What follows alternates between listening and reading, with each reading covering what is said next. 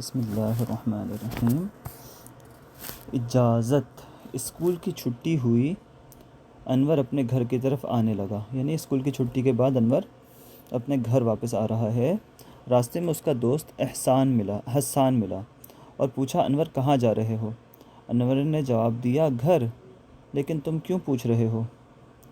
حسان نے مسکراتے ہوئے جواب دیا، کیا تمہیں معلوم نہیں، آج تو فٹ بال کا زبردست میچ ہے، بس ابھی آدھے گھنٹے کے بعد شروع ہونے والا ہے۔ انور بھی خوشی سے چلا اٹھا، ابھی آدھے گھنٹے کے بعد؟ مجھے بھی اس میچ کا شدت سے انتظار تھا۔ حسان نے کہا، چلو ابھی چلتے ہیں۔ انور نے ایک لمحے سوچنے کے بعد کہا، میں نے اپنے والدین سے اجازت نہیں لی، دیر ہونے کی وجہ سے پریشان ہوں گے۔ حسان نے انور کا ہاتھ پکڑ کر کھینچا اور کہا، یار انور، ہم بچے تو نہیں ہیں، اب تو بڑے ہو گئے ہیں، کب تک اجازت لیں گے؟ ہمارے سارے دوست بھی میچ دیکھنے آ رہے ہیں اور گھر سے واپس آؤ گے تو میچ ختم ہو چکا ہوگا۔ یعنی انور چاہ رہا تھا کہ وہ اپنے گھر جا کے پہلے بتا دے کہ میں میچ دیکھنے جاؤں گا، لیکن اس کے دوست حسان نے کہا کہ جب تک گھر سے واپس آؤ گے تب تک تو میچ ختم ہو جائے گا، ابھی جلدی سے دیکھ لو، سب دوست آئے ہوئے ہیں۔ انور نے کچھ کہنا بھی چاہا لیکن حسان نے کوئی موقع نہ دیا، چنانچہ دونوں میدان کی طرف چل دیے۔ انور اور حسان بہت سارے طلباء کے درمیان میچ دیکھنے کے لیے بیٹھ گئے۔ انور کو ایک بے چینی سی لگی ہوئی تھی کہ بغیر اجازت کیوں آیا۔ اس کے دل میں بے چینی ہو رہی تھی کہ وہ بغیر اجازت آ گیا ہے، گھر والے پریشان ہو رہے ہوں گے۔ لیکن جب اس نے اپنے ارد گرد بیٹھے طلباء کو دیکھا جو سب بغیر اجازت کے آئے تھے تو کچھ حوصلہ ہوا اور اس کی بے چینی والی کیفیت جاتی رہی اور خوشی سے میچ دیکھنے لگا۔ سب کے سب سنسنی خیز میچ دیکھنے میں مصروف تھے، کسی کو کسی کی خبر نہیں۔ سب کی نگاہیں فٹ بال پر تھیں جو بیچارے کھلاڑیوں کے جوتے کھا رہی تھی۔ پھر فٹ بال کو کک مارتے ہیں نا، تو اس کو اسی مذاق میں کہہ رہے ہیں لوگ کہ فٹ بال بیچارے سب کے جوتے کھا رہا تھا کہ اچانک حی علی الصلاح، حی علی الفلاح کی صدا نے انور کو بیدار کیا۔ یعنی کہ عصر کی اذان ہو گئی، اس نے ظہر کی نماز بھی شاید نہیں پڑھی اور عصر کا وقت ہو گیا۔ عصر کی اذان کی آواز ان لوگ کو آئی، جب اس کو حی علی الصلاح کی آواز آئی، حی علی الصلاح کے مطلب ہوتا ہے آؤ نماز کی طرف، اور حی علی الفلاح کے مطلب ہوتا ہے آؤ فلاح کی طرف، کامیابی کی طرف۔ تو جب وہ آواز آئی اذان کی تو انور کو اچانک خیال آیا۔ انور نے گھڑی دیکھی تو بہت دیر ہو چکی تھی۔ اس نے حسان کی طرف دیکھا اور کہا، عصر کی اذان بھی ہو گئی، بہت دیر ہو چکی ہے، چلو واپس چلیں۔ لیکن حسان نے کہا، ابھی میچ ختم نہیں ہوا۔ انور نے کہا، کیا میچ کی خاطر ہم نماز چھوڑ دیں گے؟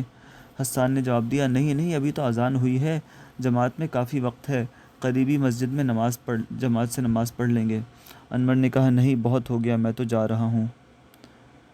حسان نے بھی سوچا کہ چلو چلتے ہیں، لیکن جب اس نے دیکھا کہ ایک کھلاڑی فٹ بال لے کر دوسری ٹیم کے گول کے قریب ہے تو کہنے لگا، تم جاؤ، میں تو میچ دیکھ کر ہی آؤں گا۔ انور جلدی سے گھر پہنچا۔ اس کی والدہ پریشانی سے اس کا انتظار کر رہی تھیں اور والد صاحب مسجد جا چکے تھے۔ انور نے فوراً اپنی والدہ سے معافی مانگی اور جلدی سے وضو کر کے مسجد چلا گیا۔ نماز کے بعد انور کے والد نے پیچھے مڑ کر دیکھا تو انور دوسری صف میں بیٹھا تھا۔ والد صاحب کے چہرے پر غصے کے آثار نمایاں تھے۔ انور کے چہرے کا رنگ پھیکا پڑ گیا۔ انور ڈر گیا اور شرمندگی سے سر جھکا لیا۔ جب نمازی چلے گئے تو انور اپنی جگہ سے اٹھا اور اپنے والد صاحب سے معافی مانگی اور پورا قصہ بتایا، یعنی جو ہوا تھا وہ بتایا۔ اس کے والد نے کہا، بیٹا، ہم آپ کو کہیں جانے سے روکتے تو نہیں، کھیل کے وقت میں کھیل بھی ٹھیک ہے، لیکن اجازت تو ضروری ہے۔ ٹھیک ہے، تم بڑے ہو گئے ہو، لیکن ہمیں تو فکر رہتی ہے کہ اسکول میں اتنی دیر کیوں ہو گئی، اور تم دیکھ رہے ہو کہ آج تم سے صف اول، نماز میں صف اول بھی چھوٹ گئی۔ یعنی وہ ہمیشہ نا اپنے بابا کے ساتھ وقت پہ نماز پڑھنے جاتا تھا اور پہلی صف میں بیٹھتا تھا۔ پہلی صف میں نماز پڑھنے کا زیادہ ثواب ہوتا ہے، لیکن آج اس کو دوسری صف ملی کیونکہ اس کو دیر ہو گئی تھی۔ تو اور پھر گھر والے الگ پریشان تھے کہ بھائی انور کو کہاں رہ گیا، انور اسکول کا وقت تو ختم ہو گیا، انور ابھی تک آیا کیوں نہیں۔ انور نے دوبارہ معافی مانگی اور آئندہ کے لیے عہد کیا کہ کبھی ایسا نہ، اللہ تعالیٰ سے بھی معافی مانگی ہوگی اس وقت، تو اس نے اپنے والد صاحب سے معافی مانگی نا۔ انور نے دوبارہ معافی مانگی اور آئندہ کے لیے عہد کیا کہ کبھی ایسا نہ کرے گا۔ پیارے بچوں، ہم خود سوچیں کہ ہماری ہر خواہش کو کون پورا کرتا ہے، کون ہمارے لیے طرح طرح کے مزیدار کھانے بناتا ہے، خود تکلیف سہ کر کون ہماری راحت کی فکر کرتا ہے؟